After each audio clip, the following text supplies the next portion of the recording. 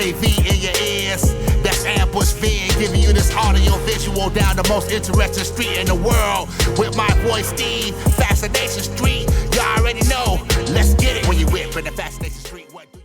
This is Jewel Vasquez, and you're listening to Fascination Street Podcast with your host, the great Steve Owens. Yeah, AV in your ears, that's Ambush Being, giving you this audio visual down the most interesting street in the world. With my boy Steve, Fascination Street, you already know. Let's get it when you whip in the Fascination Street. What do you... Welcome back, Streetwalkers. This episode is with comedian Jayson Cross, Jayson. In this episode, we talk about growing up on the south side of Chicago, the baddest part of town. And then we talk about some of the schools that he went to. Check this out. From K through 8th grade, he went to a school which was a language academy where he was required to take foreign language classes for the entirety of K through 8. I never even heard of that. And also, growing up in Chicago, I would not have guessed the language that he chose or that his parents chose for him to learn during those K through 8 years. In this episode, we also talk a little bit about what he calls the ghettofication of things. Talk about what that means and why he thinks that it is happening. We also talk about his comedy, how he got into stand-up, why he got into stand-up. He got into it as a means to an end, but then he liked the means more than the end, so he stuck with that instead. We talk about some of the best places to meet industry folk, which may surprise you as it did me. And we also talk about his podcast, Ghettofication. It is an interview-style podcast. He interviews different people from all walks of life, whether it is a man of the cloth or a boxer, even somebody who used to work as an ATF undercover agent. Jayson also introduces me to a new form of punctuation. It's not new, it's just new to me. Apparently, this particular punctuation mark was invented in the 1960s, and this is the first time hearing of it. That's wild. And naturally, we talk about his participation in the Bored Teachers Is It Friday Yet comedy tour. He is joining the fall leg of the 2026 tour beginning in September, running through the end of the year. Cities and dates are all across his social media platforms and his website. They're going to be everywhere. Texas, Virginia, West Virginia, Ohio, Tennessee, Arkansas, Oklahoma, New York, Vermont, some Canada dates, Illinois, all the things, California, everywhere. Check him out. Jayson Cross comedy everywhere. This dude is hilarious. He crafts his comedy around real life events that happen to or with him. This dude's hilarious. I had a blast. And this is my conversation with stand-up comic and Chicago's very own Jayson Cross. Prepare to be fascinated. Prepare to be fascinated. Prepare to be fascinated. Welcome to Fascination Street Podcast, Jayson Cross. What's up, dude? What's up, brother? Thank you for having me on. I'm excited to talk to you. I've been following your podcast for a little bit now. I couldn't wait to get on. Well, I appreciate that. That is exciting stuff. Ladies and gentlemen, this is Jayson Cross, the funny Jayson Cross. Yes. We're going to get to some things that are about you and what makes me giggle about you. But first, Jayson, what I like to do is I like to start from the beginning. It helps us understand how the guests got from where they were to where they are. So where were you born and raised, man? Where'd you grow up? I was born and raised in Chicago, Illinois, south side of Chicago, Illinois. Over by bad Leroy Brown? Bad Leroy Brown, baddest man in the whole damn town. Meaner than old King Kong? Meaner than a junkyard dog. Badder than the old King Kong. Meaner than a junkyard dog. Yeah, together we could fuck this up. Yeah. We had a couple of Leroy Browns on the south side. I don't think that was relegated to just one person. There were several of those types. That song was written and performed by Jim Croce back in the olden days. Yes. And last month, I took my wife to go see his son, AJ Croce, perform not only his own stuff, but also his dad's stuff. It was like Croce does Croce or Croce plays Croce or whatever. And it was dope as hell. Yeah. Well, this comes around to the conversation we just had, how entertainment business is very, not ancestral. What's the word I'm looking for? Nepotistic. Yes, it's very nepotistic. Everyone has family members in entertainment that are in entertainment. I have a cousin that was a very popular disco singer in the 70s. Who? Janice Marie Johnson. If you ever heard the song Get out of Get Down here. Boogie Oogie Oogie by Taste of Honey? Stop it. That's your cousin? Yes. Whoa. Yeah. I have nothing. I got nothing. My sister, she's an actress. How about that? My sister's an actress. There you have it. But you know, everyone in the business seems to be related somehow by marriage or blood to someone in the business. It's very odd. It is very odd. There is a woman named Bonnie Bedelia. Hmm. I think she played like Bruce Willis' wife in the Die Hard series, and then Oh, yes, yes, yes, yes. and then she was also like the mom on that TV show Parenthood. Hmm. I want to make sure that I'm saying this right before I lie. Let's see here. So are you a Google guy or a Chat GPT? You know what? I'm starting to get into the chats. Okay, I am right. So I'm starting to use ChatGPT more and more as a search engine, Hmm. just for no other reason than it's new and I want to see if I get different results, and I do sometimes. So Bonnie Bedelia, she's famous for being her, right? Right? Do you know who her nephews are? No, no. So Bonnie Bedelia, who we all fell in love with because Die Hard was amazing, her nephews are Macaulay, Kieran, Rory. The Calkins. Uh-huh. Everybody's Wow. related to everybody, dude. Everyone, one way, shape, or form, all the way up the line to politics, some way, somehow. It's so crazy. I don't even remember how I found that out, but when I found that out, I almost shit myself. I'm like, you got to be kidding. Even those little kids. Yeah, that raised the question that are some things genetic, or does nepotism come into play, or are certain things socialized? Right? Or is it a mixture? Is it a combo? Yes. Bro, you play chess? Oh, I love chess. Oh my goodness, I play chess. That's like my favorite pastime. Hmm. My favorite pastime. I started competing in tournaments last year. Last year. Yeah, last year, but I've been playing chess since high school. You know what? I should find my high school chess trophy and show it to you. Oh, well, this is audio, so it wouldn't matter. You didn't say show it to those assholes. You said show it to me. I would love to see that. Send me a picture of it when you find it. Will do. Will do. Yes, but I love chess. I love the concept about it. How did you get into chess? Around high school, they had a chess tournament. I was probably a sophomore in high school at the time. And this is south side of Chicago? Yeah, I went to a Catholic all-boys school called Hales Franciscan. That sounds like a blast. Yeah, it it was funny. It was definitely funny. I wouldn't say it was a blast, but it was funny. I mean, you put a bunch of guys around in class all day. Something funny is bound to happen every 10 minutes. Yeah, you're not wrong.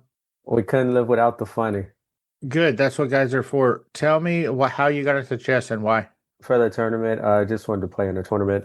So you're just sitting there minding your own business. You and your friends are being knuckleheads, and then somebody posts, "Hey, there's a chess tournament." You're like, "Hey, you know what? I could learn how to play chess real quick and win this tournament." Pretty much. I got third place. After that, I went out and got one of the cheap chess/checkerboards. Were you not playing chess before this? No, not at all. Okay, so either you're really a quick learner or everybody in your high school sucked ass at chess. I think it was a combination of both. Well, because there are some people that play, but they lack the knowledge of strategy and just the basic universal law of push-pull. It's sort of like judo. When they push, you pull. When they pull, you push. And that's the way I see chess. And that's why you still love it? Oh, love it. Yes. Play online every day. I work in education as well. And I also tutor. Well, I teach young kids how to play chess. I think it's very good for their intellectual development to learn actual strategy and to think before they move. So there's this new craze called EF, executive functioning, and it's how you think, how you take notes, how you organize your notes, how you organize your book bag. So I like using chess to teach those lessons in strategy and thinking and planning and knowing that one move affects the next 10 moves. So to really think ahead and plan what you're doing and have a direction. And so you're able to incorporate those lessons into chess or associate it? Absolutely. Yes. Well, how fucking badass are you? So working in education, I realize it's a great place for creatives to be because basic school system teaches one or two ways, but children, people, humans in general learn several ways: auditory, visual, kinesthetic. So there's sight, feel, or touch, but we only really teach one way. But a creative could spot the anomaly out the crew, say, oh, this is a kid that needs to learn by feel. Let me go get a Rubik's Cube or a chessboard or something and teach the lesson. This kid needs to hear it. So let me make sure my lecture, there's some tonality. I make inflections this kid is visual. Let me make sure I put this on the board or show them videos. I think creatives would thrive in education, actually. Where did you learn these techniques? Most of them are made up. Really? I won't say made up. Some of them I thought up and then I did research and there were actual studies done on some of them.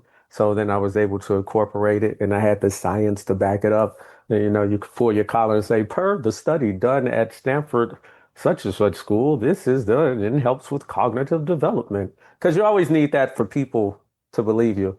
Yeah, especially with, like, if it's parents or even like other teachers or whatever, the principal is like, what are you doing? Absolutely. Oh, well, I'm doing this. Why are you doing? Well, because this is why I'm doing it. Yes. And I'm a pragmatist at heart. I say whatever works, and we should go with it. After you left this all boys Chuckle Fest high school, where did you go to secondary or tertiary? Where'd you go to university or whatever? The University of Illinois at Chicago. So it's called UIC, University of Illinois at Chicago. Cool. So what did you want to be when you grew up? Was it teaching? No, my father was a tax accountant, so I majored in accounting, and then that later became marketing, because marketing is a space that is also conducive for creativity. I guess accounting is too, if you want to go to jail. So at what point did you go to the Murray Language Academy?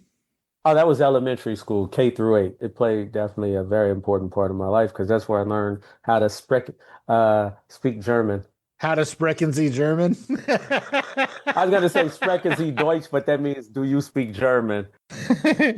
That's where I learned to sprech Deutsch. Yeah, ich liebe Deutsch. Just so that I'm clear, K through 8, you're speaking German in Chicago? Mm-hmm. Why? It was a language academy. So one of the prerequisites or one of the criteria for going to the academy is that you had to take a foreign language class from K through 8. So you took a foreign language class for all of those years? Yes. Why German? That's what my parents picked because it was a choice between French, Spanish, German, and Japanese. They discontinued the German program when I was in 7th grade, I believe. So I had 1 year of Japanese and learned a little bit of katakana and ohayo gozaimasu a little bit, but I didn't have enough time for it. I mean, the little bit I know has stuck, but not enough to really learn it. I only know one phrase in Japanese, and I learned it from a beer commercial in the 80s. Well, and it goes like this. Yeah. Chinge wo iping Bud Light Long Neck. Chinge wo iping Bud Light Long Neck. Got me on that one. I can understand. Jason Wa, Budweiser Long Gaski. Jason likes the long Budweiser, but there you go. You got me on that one. That's just ordering one at a bar. Oh, see? But it comes in handy. You never know where you're going to be. Would it? I would never order that at a bar in Japan or anywhere else. A Bud Light Long Neck? Fuck off. Who knows? What are you, PBR?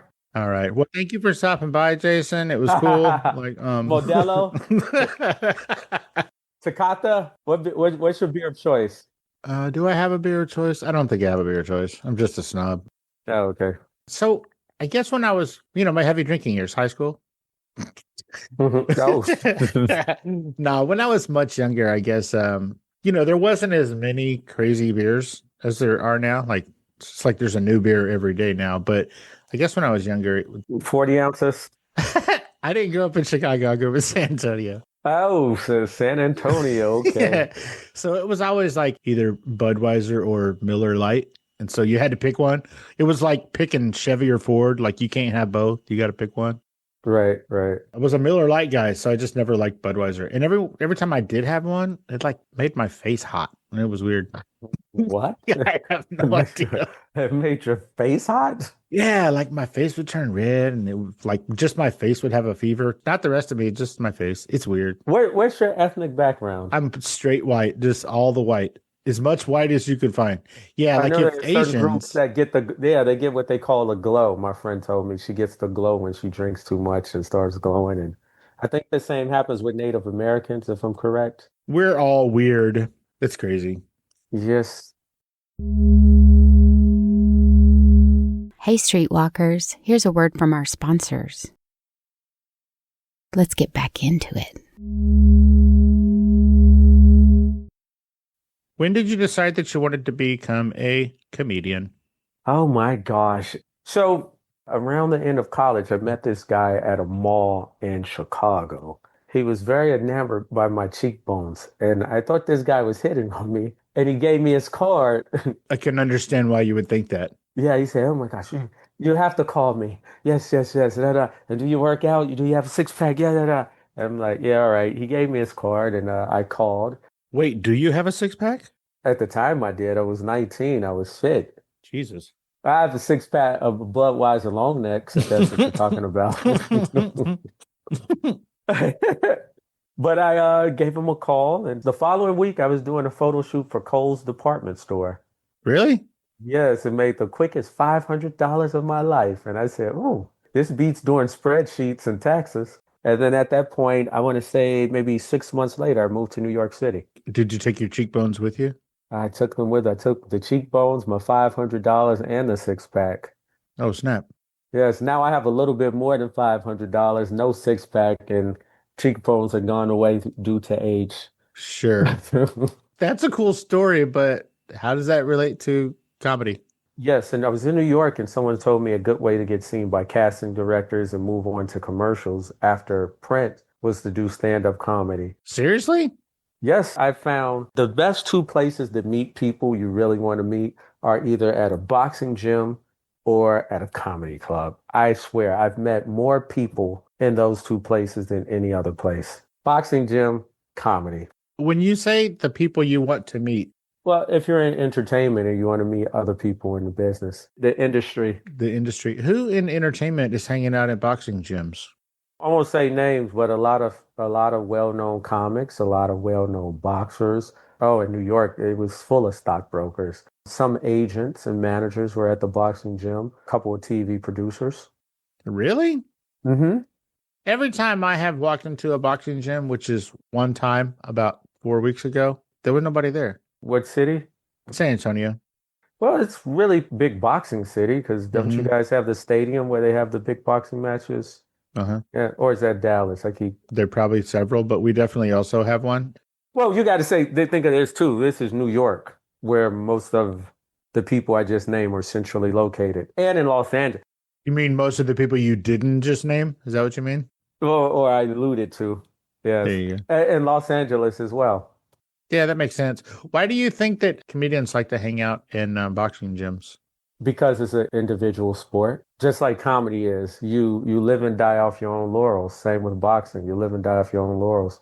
It's an individual sport, Just like chess. just like chess. Yes.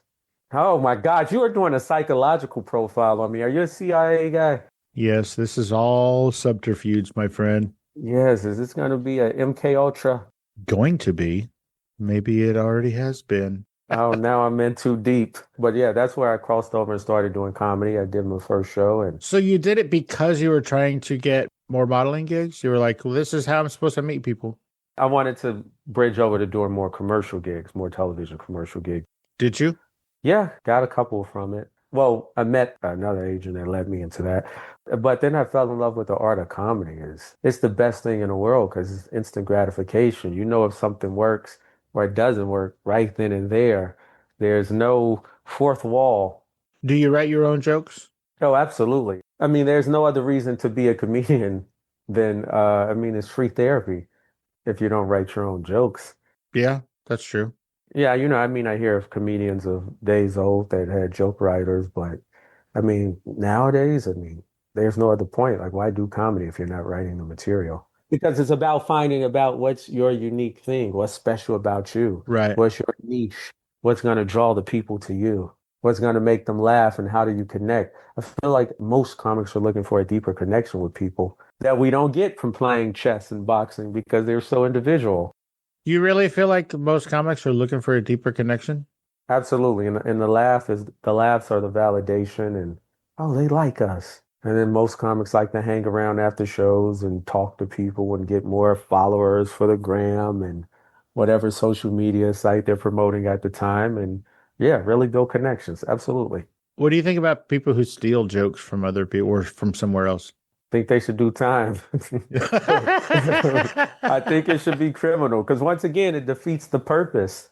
Why be in a creative business and not be creative? I don't understand that. Or why tell someone else's life story when you could tell your own? I really don't understand it. Well, you're not going to like my next joke. So when I was growing up on the south side of Chicago. Oh, no. And then I went to a language academy and I was the only kid in the neighborhood speaking German. And I would say Guten Tag and they would say, what the hell are you talking about? But they did teach me how to order a Bud Light in Japan. In Japan, yes. What's the first joke you wrote? Do you remember it? Gosh, no, but it probably stunk. It definitely was horrible, I'm sure. Probably some goofy pop culture reference. Sure. You got to stick your toes in the baby pool, right? Mm-hmm. How old were you when you started writing jokes? How old was this when you first started getting into comedy? 22 or 23. So just last year.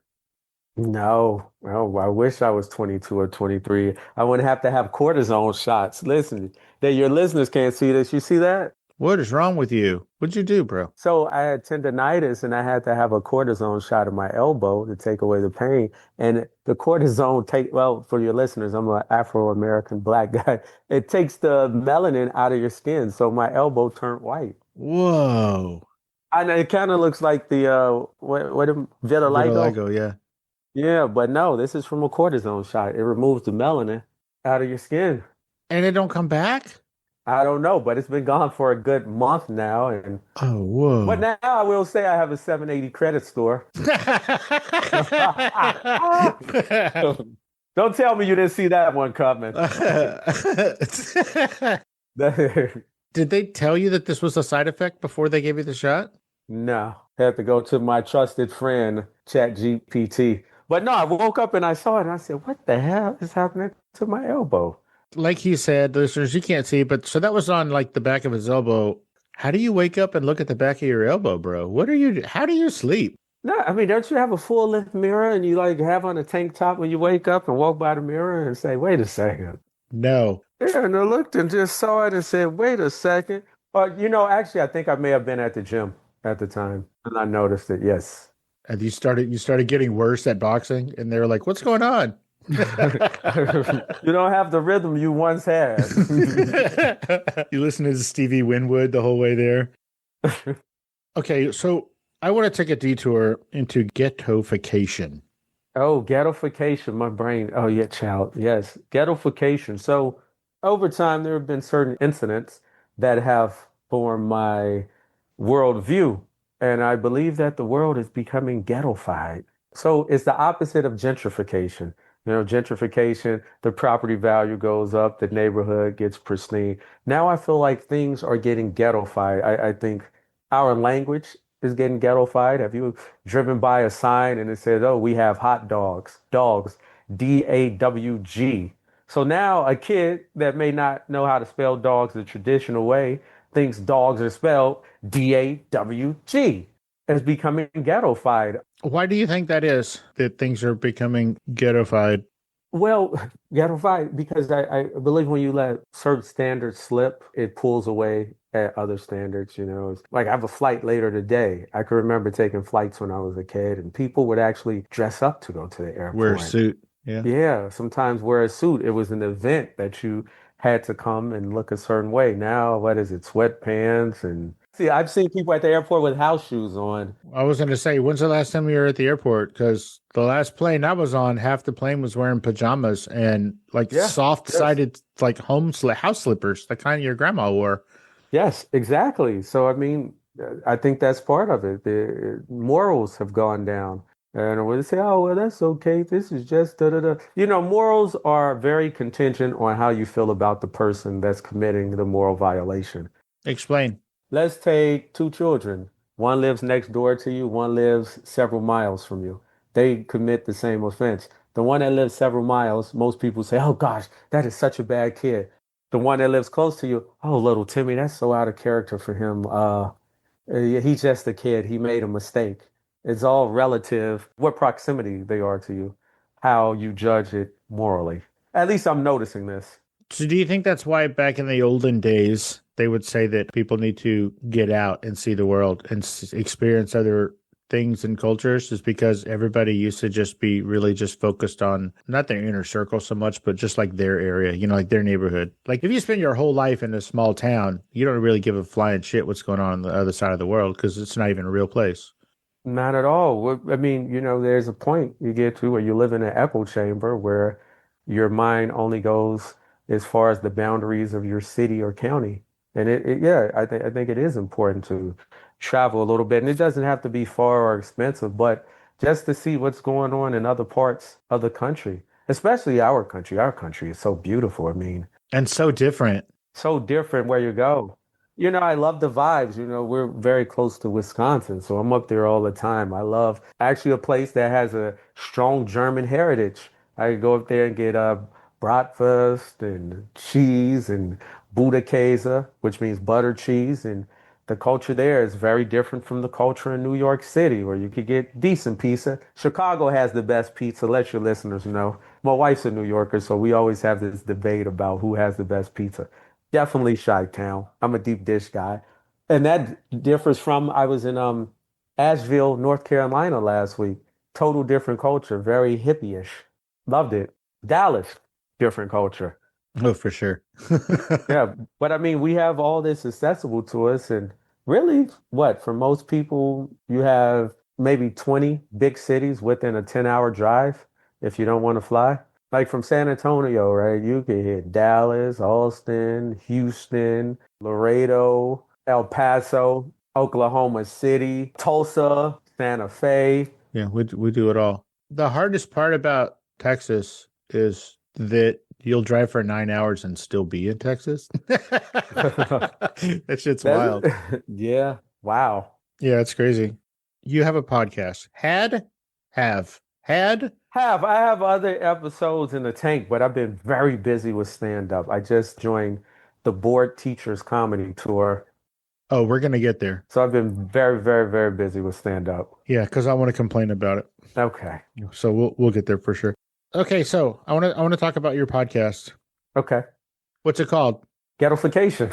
Okay, great. Now, your first episode was with Father Michael Pfleger. Yes. Why did you make your first guest a man of the cloth, and how do you know him? Father Michael Pfleger, I know I've visited his church several times. He's a staple in Chicago, and he's actually, I really respect him because he's one of the people that actually does the work. It's not just lip service with him. Just so you know, when I was listening to that, Mm-hmm.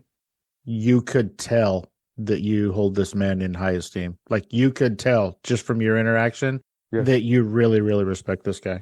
Really, he's done the work. I mean, when he was influential in getting cigarette ads taken down in Chicago so they don't appeal to children. I know of stories where he helped prostitutes who were being trafficked get back to their hometowns and back to their families, help children get out of gangs. Wow. I mean, yeah, he actually does the work. Help some children get into Catholic schools. Actually, a gentleman I went to Catholic school with, I think Father Flake was instrumental in helping him get into the school. I mean, he actually does the work. I'm going to ask you one of your podcast questions. Yes. And I quote, a popular phrase recently is, what would Jesus do? In these times right now, what do you think Jesus would do with so much chaos and turmoil?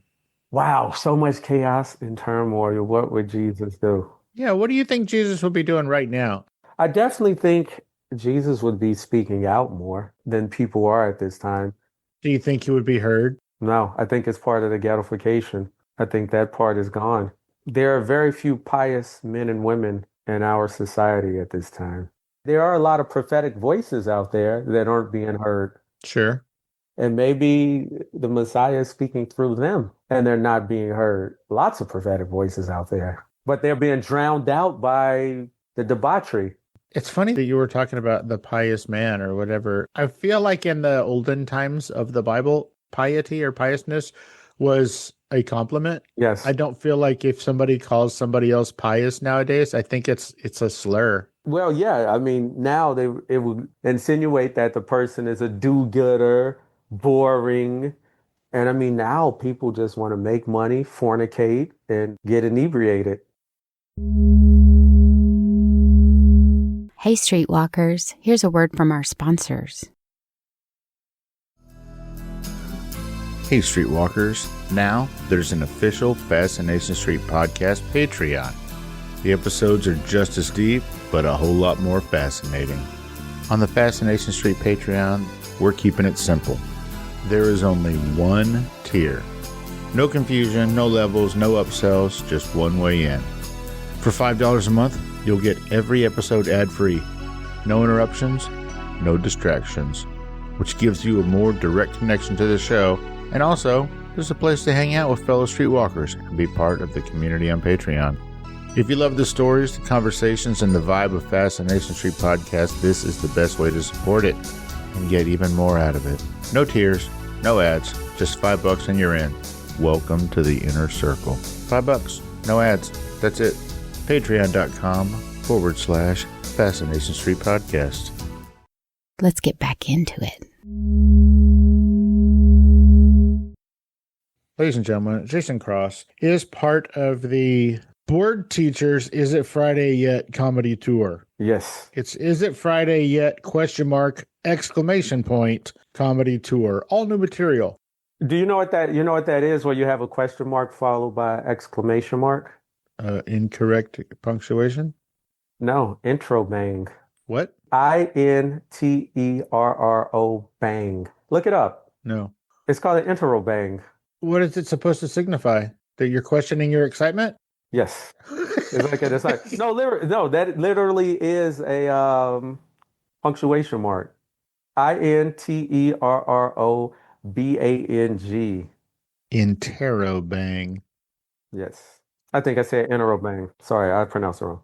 Did you? I'm hearing this for the first time, and you're going to defer to my pronunciation? Sorry. No, maybe yeah. An interrobang is a punctuation mark that combines a question mark and an exclamation point into one symbol. Oh, they do it as one symbol. It's one on top of the other one, not side by side. No, it's side by side because the question mark will go first and the No, not according to our good friend Chad. You're not using Chad. You're probably using Jeeves. How dare you? How dare you? I used to ask Jeeves. I used to ask Jeeves all the time. Mm-hmm. I used to say when somebody would ask me a question, I would say, I don't know, ask Jeeves. Exactly. It's used to express a question asked with surprise, excitement, disbelief, or emphasis. Examples: you won the lottery? Interrobang. You did what? Interrobang. It was introduced in the 1960s as a typographic invention, but it never became its standard punctuation. Usually people type separately the question mark and the exclamation point, or the exclamation point and the question mark instead. Oh, okay. There you have it. This has been Punctuation Corner with Jayson Cross. Boom, boom, boom. Here's my complaint. The first 4 dates of this tour, the fall section of the tour, first 4 dates are in Texas. Yes. Austin, Abilene, Beaumont, and Corpus Christi. What the serious fuck? Where's San Antonio? You want San Antonio in the mix? Look, Austin sucks. There's nobody in Abilene, and Beaumont's real far. And Corpus Christi, everybody's at the beach. So let me talk to you about Abilene. Okay. I had a video that went viral, and there were people from Abilene actually asking me to come down there to perform. I forget the name. Do you know Abilene well? Not at all. Okay, there was some bar. They said, they do music here, and you should ask to come down. But I have a better idea. You and I are going to do the first Fascination Street comedy show in San Antonio. Oh, you're talking to me.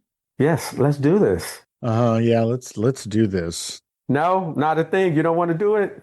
Here's the thing about how funny I am. Or let's do the talent show because you talk to a lot of musicians. Let's do it. I'll host it, tell some jokes, bring out some musicians. We'll have a blast. You know what? We'll get Bud Light to sponsor it. We probably could. We'll do it in one of those empty boxing gyms we were talking about earlier. And in this corner, Exactly. Are you still Quoke? Quoke. Yeah. Quoke. I don't know what that means. Oh, yes, you do. You were on a podcast with your friends, and it was a night that you were a wingman to a lesbian. Whoa, Hmm. wait. Wow, this might have been what, 15 years ago. Yep. Was it in Cleveland, I'm guessing? Uh-huh. What's quote mean? I think it meant queer woke or something like that. I don't know. These are your friends, bro. I would say when it comes to being a wingman, I'm very woke. Yes, I love the wingman for people. I like to see people succeed. I like to see people achieve their objectives for sure. Let's talk about the tour, your board teacher tour. Yes. Tell me what's it called? It's the Board Teacher Comedy Tour. Isn't Friday yet. I'm performing in 6 of the cities in Illinois and California. It's an amazing tour with a lot of great comics on it that are educators. You guys will love it. Definitely check it out. If you could check my Instagram page, Jayson Cross Comedy, Jayson, and it has the dates posted there. But if you are in any of the cities where the tour goes, I definitely recommend to go see it. You will laugh, gut-busting laughter. The dates that I saw on your Instagram, that's starting in September. Well, yeah, there's the tour that's going on now. Then they go over to Asia, I believe, in June. You're not going with them? No, I'll be in the States. So are you part of the tour that's going on right now, or are you joining the fall section? I'm joining the fall section.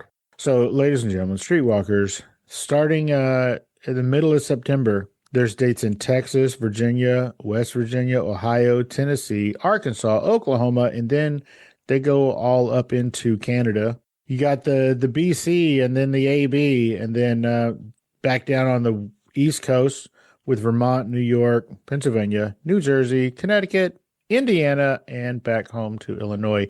And then November and December and stuff, we're talking more Illinois, California.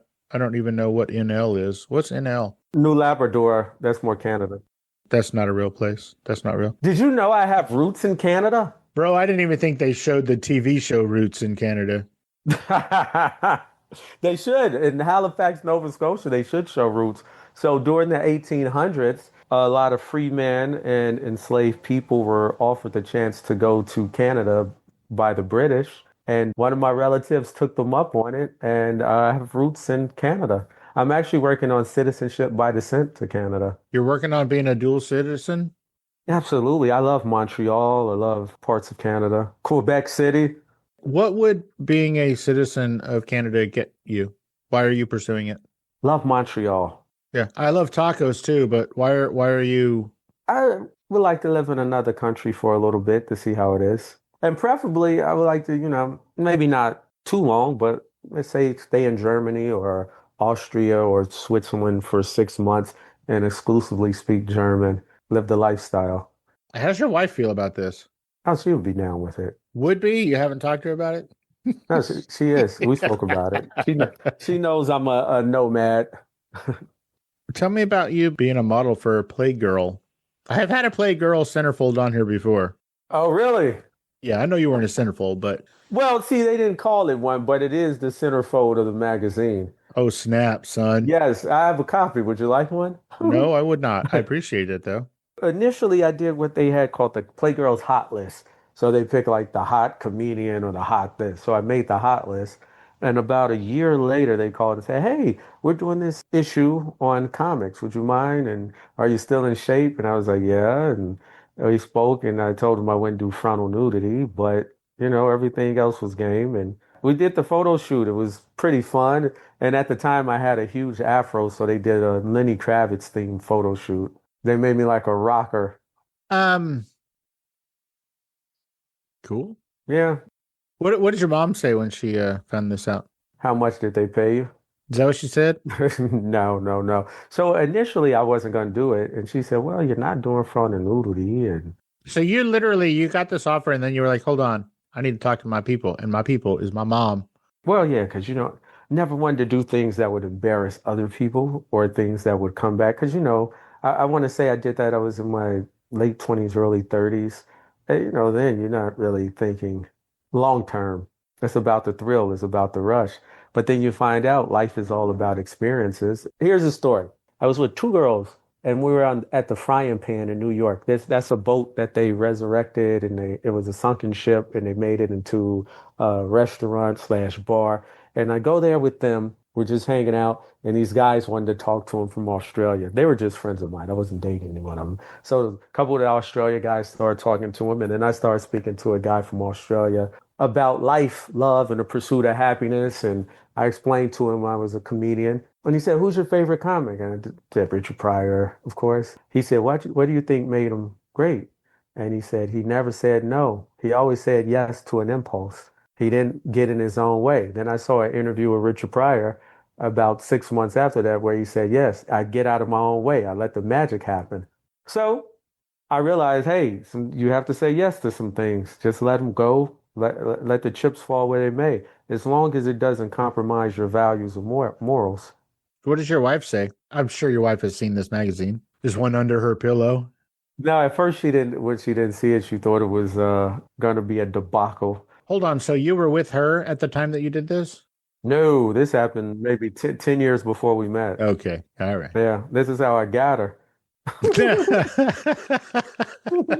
But another thing about that conversation on the Frying Pan I like to share. He said, "Jayson, you know what? Life is too short to eat alone or sleep alone." He said, "Eat with somebody, sleep with somebody. And if you're lucky, it'll be the same person." And then he looked at you and he said, "My, I love your cheekbones." He said, "Yeah, I love your cheekbones. You should shoot for Playgirl." Tell me what your wife said when you finally, because you didn't lead with that. You were like, "Hi, would you like to go out on a date with me? Here's a copy of the magazine I was in." Initially, she didn't see it, so she probably, she assumed it was a lot of smut. It wasn't. It was a bunch of ab shots and poses, nothing that would veer into the realm of pornography. Not that there's a problem with it. It's just not for me. Sure. It's more like those ESPN athlete photo shoots that they do every once in a while, the magazine ones.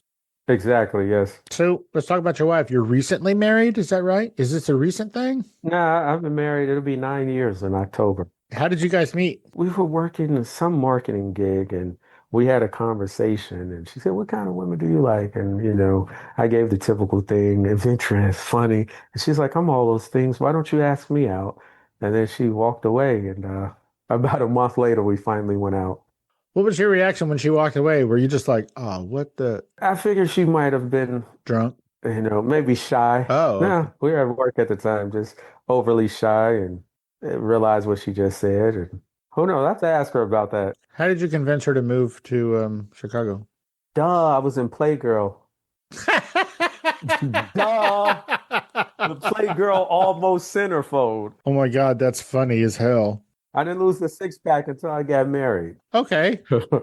So we moved to Chicago for several reasons, but one, the primary, my mother had a stroke in 2018, and she needed more and more help by the time we moved back. Let's talk about your comedy some more. Mazel tov on the recent wedding. Now, why did I go down the dark road? Mazel tov, Oh, that's offensive. Mashlamek, Sababa, Bless you. Mashlamek. Oh, no, I thought we were... Oh, I thought you were speaking Hebrew. No. No. Do you speak Hebrew? No. I want to talk about your comedy again. So what does this mean, featured performer at the 2026 Asheville Comedy Festival? Is that previous or future? That was actually a week ago. I was at the Asheville Comedy Festival, their spring breakout fest. It's down in Asheville. They have a comedy fest. They brought in comics from all over the country, and we performed for the good people of Asheville. And there were a couple of industry panels where they taught us a little bit about the algorithm and the future of AI and promoting. The algorithm of what? The algorithm of the internet, how to boost yourself in the internet algorithm, how to approach bookers, how to approach producers, the business side of comedy. I really feel like there should be a book about how to pick your bookers. Bookers. Yeah. You can pick your friends and you can pick your family, but you can't pick your bookers. I'm so sorry. That was the dumbest thing. No, it's fine. Have you ever heard Biz Markie, the song Picking Boogers? I'm not familiar with that particular song. Do you know who Biz Markie is? Everybody knows who Biz Markie is. Bro, I had the Fat Boys on here. What are you talking about? Or Really? the Fat Boy. The Fat Boy. Just one. There's only one around still that survived. Yeah, right? Cool Rock Ski, yeah. Cool Rock Ski. Yep.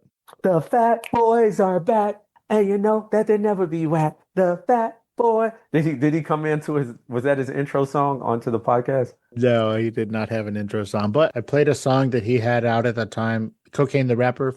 Oh, Cocaine from the West Coast, yes. Yo, from the West Coast, there you go. Yeah. Cocaine, yes. Yeah, Kokane, Cocaine. So it was Cocaine featuring Cool Rock Ski. Yeah, I think he was with Ruthless Records with Eazy-E, if I'm correct. He was definitely a West Coast guy.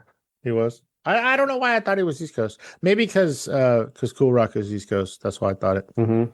But he was cool as hell. Hey, Streetwalkers, here's a word from our sponsors. Warning. Not listening to Fascination Street podcast may cause unexpected side effects. Side effects may include sudden fits of boredom, irrational curiosity about everything you missed, the inability to name your favorite podcast interview, spontaneous ignorance of obscure celebrity stories, talking to coworkers about nothing because you didn't hear the latest episode. Other symptoms may include excessive use of the phrase, "Wait, what happened?" Chronic seriousness with no trace of laughter or delight, unexplainable urge to scroll aimlessly instead of being entertained. In rare cases, not listening may lead to wandering aimlessly through podcast apps, overexposure to true crime reruns, and thinking you're cooler than you actually are. If you find yourself experiencing any of these symptoms, stop what you're doing immediately and download Fascination Street Podcast. Ask your podcaster if Fascination Street Podcast is right for you. Spoiler alert, it is. Let's get back into it. Micro comedy special. Oh, the Zany's micro comedy special. So most comedy specials are 45 minutes to an hour, but Zany's, they shot several micro comedy specials that were 10 minutes.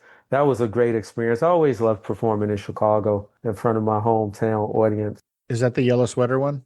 That's the yellow sweater, man. Yes, the Big Bird sweater. Oh, that sweater is yellow. It is very yellow. And you wore it on purpose? Yes. Well, here's the thing, right? If you're performing in front of a black backdrop, shouldn't wear dark colors or black. I need something to pop so I stand out. My friend and I, we were having a conversation the other day. He said, man, you know, Eddie Murphy's leather jacket from Delirious sold for X amount of dollars. Is that the red one? Yeah, the red one. And I'm like, wow, wardrobe can make you stand out. It sold for how much? He said an amount, but I don't believe it enough to repeat it. $1 million. I just don't know. So I didn't want to say $1 million because it sounds far-fetched, but who knows? Yeah, everything is far-fetched.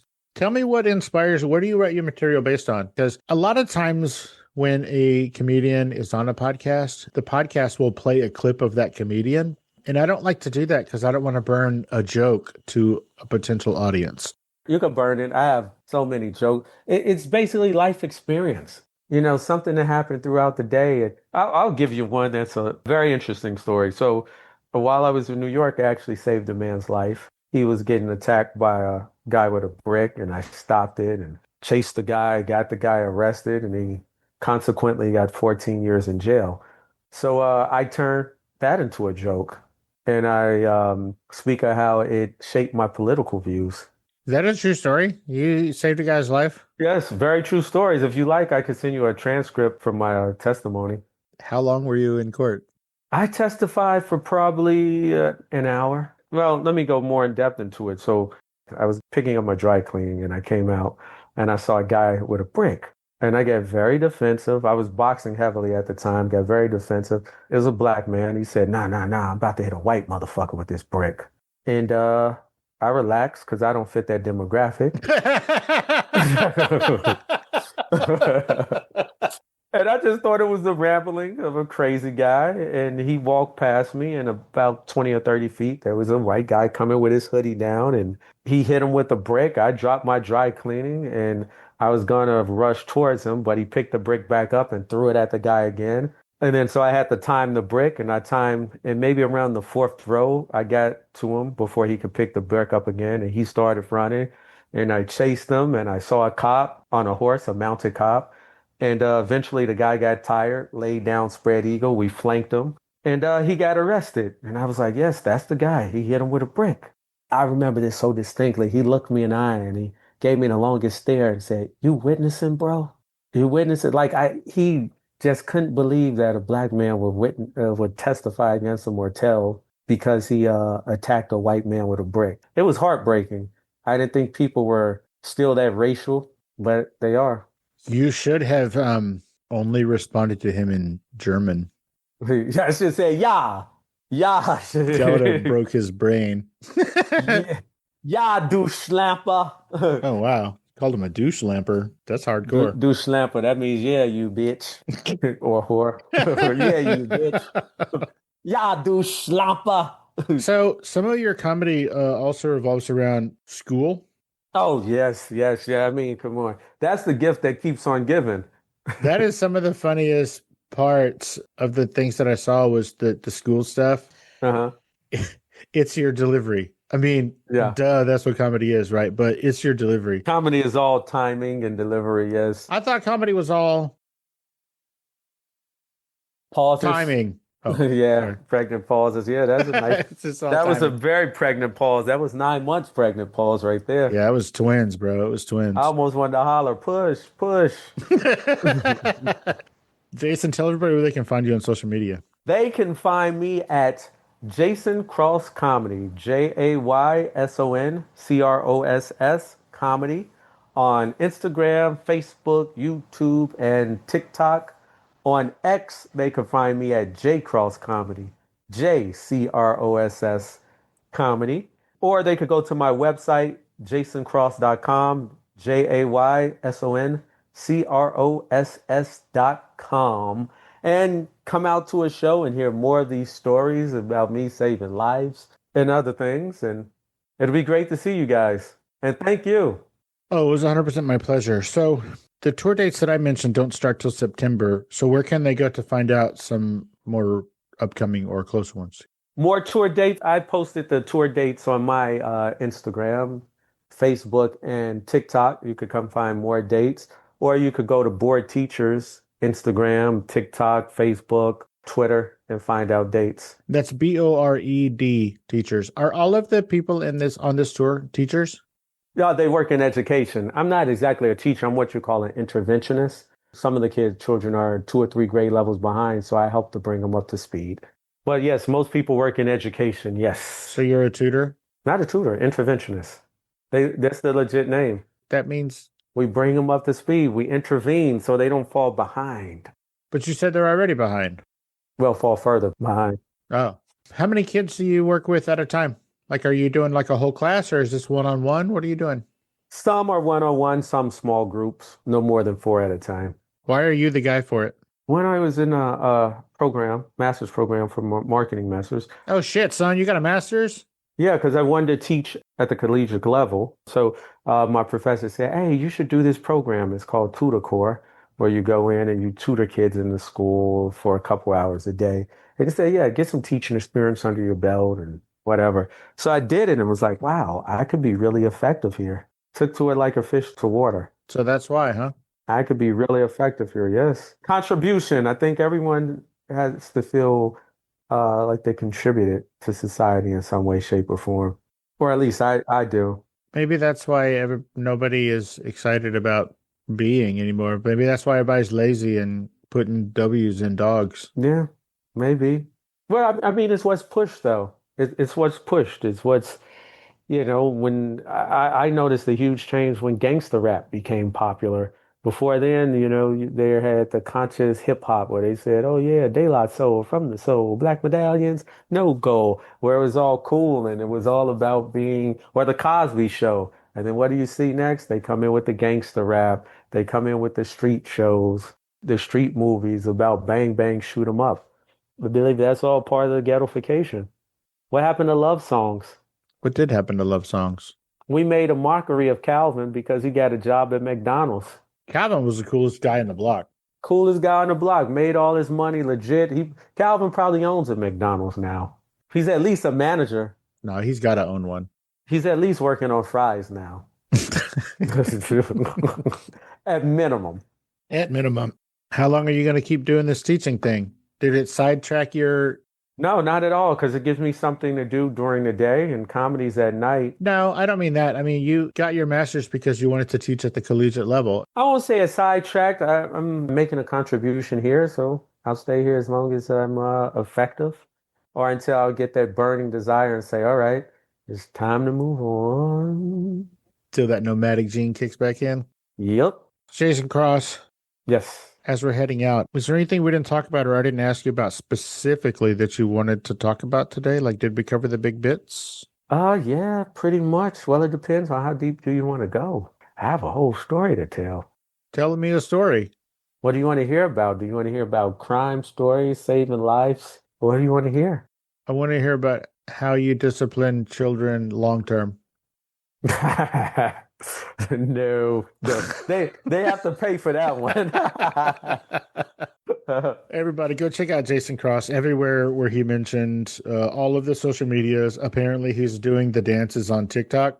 Yeah, no, I don't do dances on TikTok. But, if anyone is around or lives in this lovely state of Wisconsin, I do a monthly comedy show at Kenosha Comedy Club called Karaoke, a comedy and karaoke experience. We do stand-up comedy, we sing karaoke. The audience actually gets a chance to sing karaoke as well. It is an experience, a comedy/karaoke experience. And the name of this club again? Kenosha Comedy Club, and the name of the show is Karaoke. My next show is June 4th and 5th. Oh, you're doing 2 nights. Yeah, June 4th and 5th. But wait, there's more. The July date is, drum roll, please. Okay, that was a silent drum roll. It was on a practice pad. Okay, and July 24th and 25th. You definitely want to come out and see Karaoke. If you like song, dance, people are dancing in the aisle. Oh my gosh, it's a lot of fun. And then the music kicks in. That's just the comedy part. Yeah, they dance for the comedy, yes. They're laughing at the songs and dancing at the comedies. Well, that sounds fun. How did you stumble upon that gig? New Year's Eve, I hosted the karaoke, and I was like, it would be great if we add comedy to this. And there, the idea was birth. That was this past New Year's? Yeah, New Year's 2025. Cool. Where can people get tickets? Tickets, they can go to KenoshaComedyClub.com. That is Kenosha, KENOSHA, comedyclub.com. Oh, buddy, everybody knows how to spell Kenosha now. You'll be surprised. All right, Jayson, thank you so much for taking the time out of your busy day and your hectic making me giggle while you're playing chess schedule to hang out and Thank you. let us get to know you a little bit better on Fascination Street, man. I really appreciate it. Of course. Thank you for having me. It's been a pleasure. And hopefully I'll be down in San Antonio soon and you could come out to a show. We'll see. Yes. Get on down here. Come on. You won't. Get on down. If you're ever down in Texas, look me up. Dun, dun, dun. If you're ever down in Texas, look me up. Dun, dun, dun. Name that cartoon for 100 pennies. Couldn't name that cartoon for 100,000 pennies. I don't know what that is. Tom and Jerry. You don't remember that episode? If you're ever down in Texas, look me up. Dun, dun, dun. YouTube. No tube. Oh. Well, on that note, you have a great rest of your day, dude. Well, it's been a pleasure. It's been a blast. I love this guy. You take it easy, buddy. I'll talk to you later. All right. Take care. Bye, man. Bye.